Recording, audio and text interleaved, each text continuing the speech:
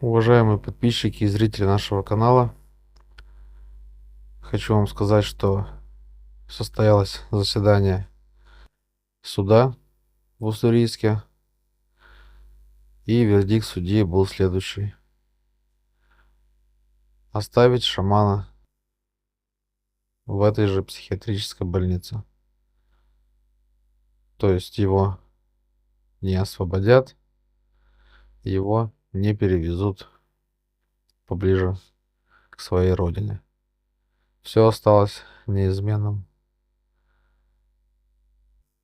Друзья, подписывайтесь на наш канал, делитесь видео. Скоро буду запускать стрим со светлой и красивой музыкой. Поэтому подпишитесь, поставьте уведомления от канала, чтобы не пропустить. Все. Всех благодарю.